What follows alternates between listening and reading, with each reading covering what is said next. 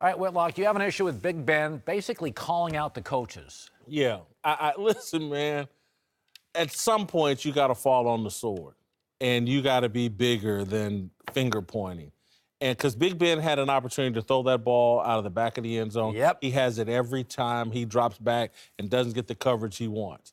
And when you drop back and you see you got a one-man route and three people are covering it, throw it out of the back of the end zone and line up and kick the field goal or do whatever you're going to do. Big Ben's also avoiding the fact it was his choice to throw the swing pass on first down or second down after the touchdown catch was overturned. I didn't like that play. Big Ben is not being a big man here. Sometimes, even if the coach, and I believe him, the coaches were yelling in his ear. But sometimes you take a bullet for your teammates and your coaching staff and you keep some things in-house. This was TMI, too much information. Also, you know, when my expectations go up with your experience. If you're a first-year quarterback or you're Jared Goff in this moment, I can understand, like, not being completely, a bit overwhelmed by it. A Deshaun Watson, a Goff, a Wentz. I mean, a lot of this bright lights, games going fast. You've been in this league a decade and a half or however long Big Ben's been in this thing. He's been in 30 games like this. You got to know, and remember, with that controversial review, that gave them a 4.5-minute block of time for a NFL veteran quarterback to say, all right, guys, I'm doing this. If it goes out of bounds, we're fine. If not, we're going to come up, fake the spot.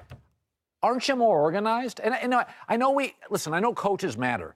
But, boy, when you've been in this league for a decade as a quarterback, the Rodgers and the Bradys and even now Matt Ryan, it's live bullets out there. That's on you. I mean, I'm critical of Tomlin. That's on the quarterback. You can't coach your way into the huddle. Sometimes a guy's got to make a play. To me, Big Ben there looked frenetic. They're saying go for it, take the play. But if it's not, they're not saying, if it's not there, Ben, throw it anyway. I mean, seems like maybe the moment got a little too big for him. That's what it felt like. What do you think? Yeah, for me, you have to overcome coaching at this point. If you want to say that the coach said, well, yeah, go for it. Well, once you notice that it's not there, you have every option to throw the ball out the back of the end zone, as you alluded to. My issue with Big Ben here is he panicked. He flat out panicked. Looked like it. And in the greatest moment, in the biggest moment of when your team needs you to shine as bright as a star on either side of the field, you didn't do it. You panicked. You had the field goal in your back pocket. As a quarterback, a 14-year veteran guy in this league, you have to know, okay, if we go for it here, either I have it or I don't. When you do a no-clock situation, you fake the clock, it's either I have the fade or I throw it out the back of the end zone right now. There is no second and third or fourth option. You know that. And so when he tries to force that ball, what he's saying is, I'm trying to do something that I know it's not what we typically do. Don't do it, Ben. This is not the time. You have the field goal. The moment was too big. And he's done it before, like you've said. He's proven that he can be successful in these situations. There's no doubt about it. He's capable. But for whatever reason, it just didn't work last night. He was not in the moment. Which also, I smell a rat here. That you guys have brought it to my attention. I never really noticed it before until I started hanging out with you guys, that him and Tomlin, there is something going on there. Him and the offensive coach or whatever it is, it's always something going back and forth between these guys. Always. It's that dysfunction, but I've also said it before, they still win no matter what. That's the bottom line. They still win, but this doesn't surprise me now.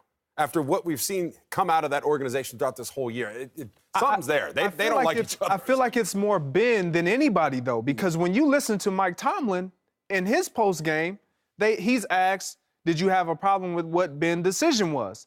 Absolutely not. We play to win every time. He never alluded to the fact that he made the wrong decision. We all up here can agree. You being a player, a future Hall of Famer, you know, Ben. You can't do that. If we're walking in the locker room, I'm kind of giving Ben that look like, come on, man. What was that? Like, you're not going to say it, but you know the look that you're going to get from your teammates. Like, come on, man. By the way, I counted 6 times Ben has called out Tomlin. So now it makes me think, because I've always been like, These are 6 different call-outs. And I've always kind of taken Ben's side on this because I've always complained about the Steeler culture's a little loose for me. It makes me think now maybe Ben's the issue. Because to Greg's point, not a single player on that Steeler offense is walking to the sideline thinking, boy, that's on Tomlin. They're like, Ben. Or Todd Haley. Because, again, their instructions were right. Let's take a shot here. They're thinking they're talking to a 13, 14-year NFL veteran quarterback. Take a shot here. They fake the spike. It's not there. Throw it out the back of the end zone. We kick a field goal. They think they're talking to a grown man, not a rookie quarterback. You know what they're saying? Ben, we trust you to make the right decision. Yes. And that's what you did. And because you've done it before. Though. Exactly. Right. And then he comes out and starts throwing people under the bus. It's a bad look for Ben Roethlisberger. It is. And again, if they still have a shot here. I walk away from that game going, oh, they're every bit as good as New England. And he needs to remember that and focus on that and quit looking to point a finger and look in the mirror and be a leader on this team all the time.